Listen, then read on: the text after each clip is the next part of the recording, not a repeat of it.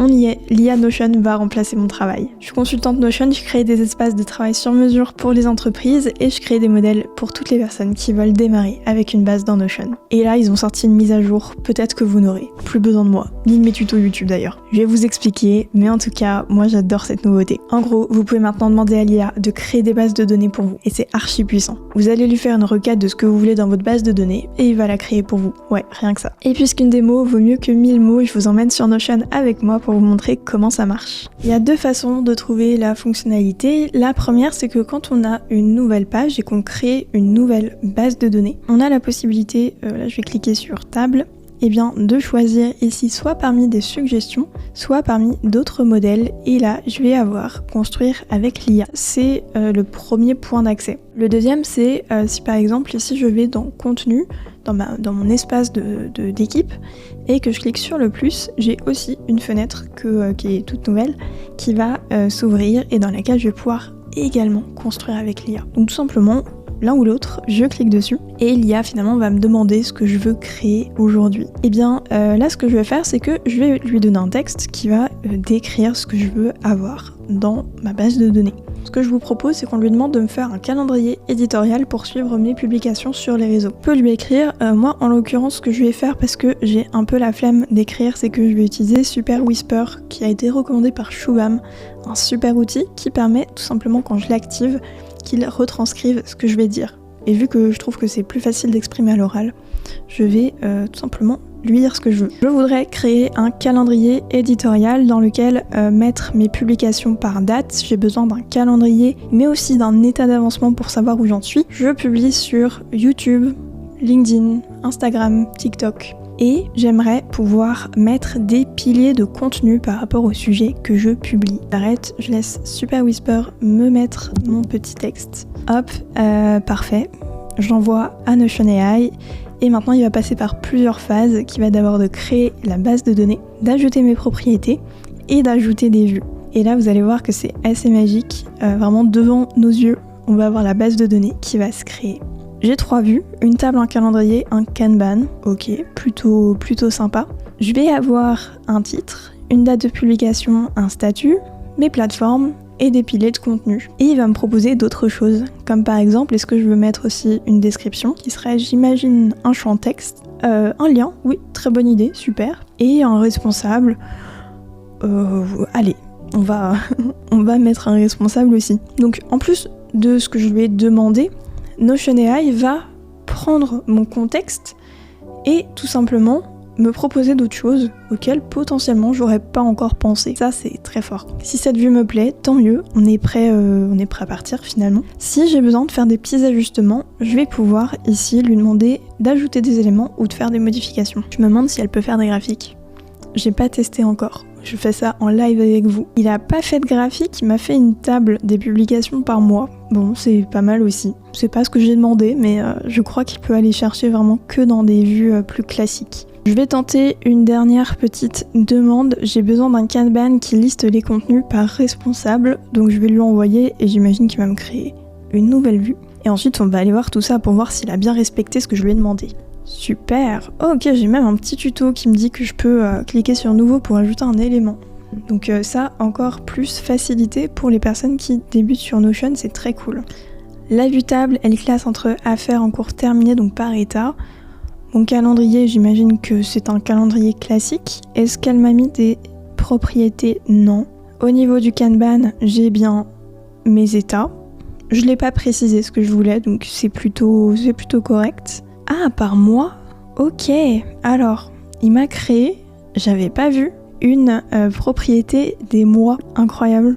Mon chat est fan d'IA, c'est pour ça qu'il est là. Bah oui, l'IA, c'est bien.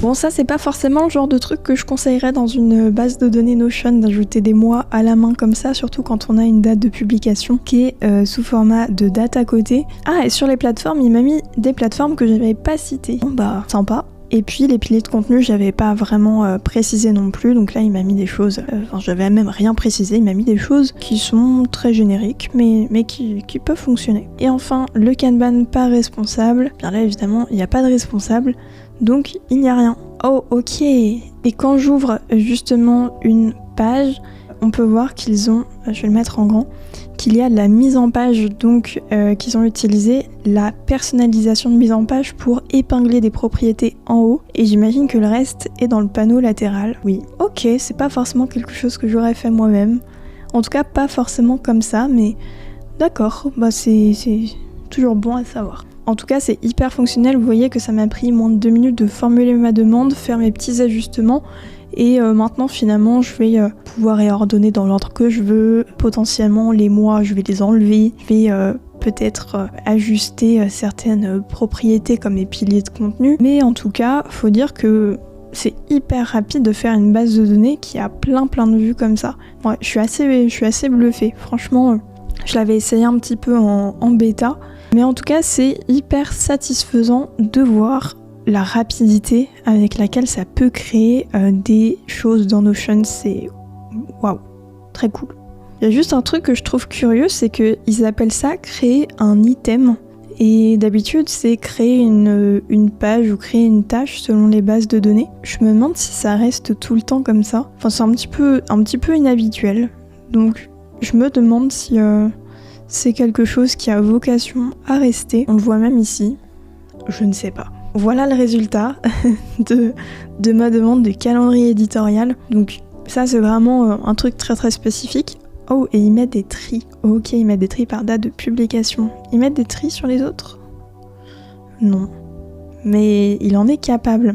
Crée-moi une liste de tâches que tu vas classer par priorité.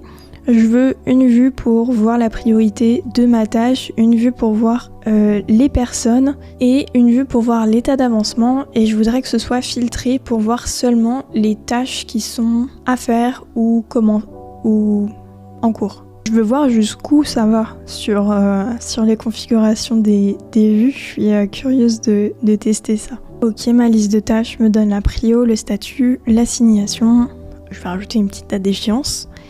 Et résultat, là j'ai un tri aussi. J'ai l'impression que toutes les premières pages, vous me direz si ça vous le fait aussi, mais sur tous mes tests, ça m'a fait ça. La première page, c'est toujours une table qui est groupée. Est-ce que c'est que moi ? Je vous laisse me dire. Par priorité, effectivement, il y a un filtre. Oui.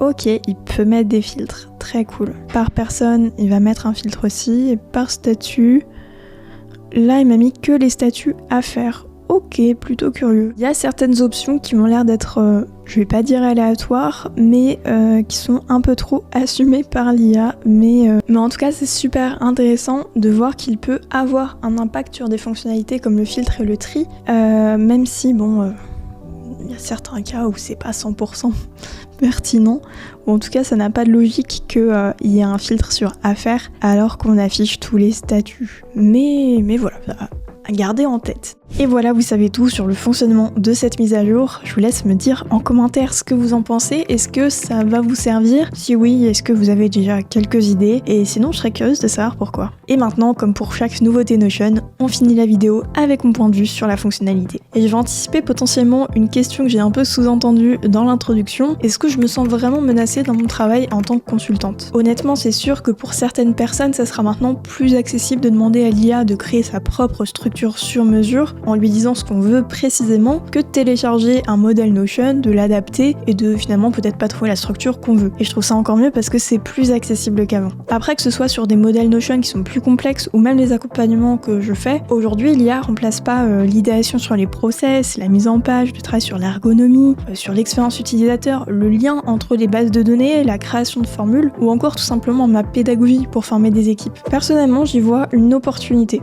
d'être plus rapide pour créer des structures puisque ça m'évitera de passer 1000 ans à construire la base, et je suis contente de me dire que je vais pouvoir me focaliser davantage sur les choses plus poussées et donc plus intéressantes. Enfin, c'est là en tout cas qu'on vient chercher mes compétences. Le temps dira si je m'en sers beaucoup, je suis pas encore trop sûre, mais j'admets que le concept et l'exécution sont vraiment bluffants et je pense que ça va apporter énormément aux utilisateurs de Notion. Tu peux t'abonner à la chaîne pour suivre les prochaines nouveautés de Notion et on se dit à très vite.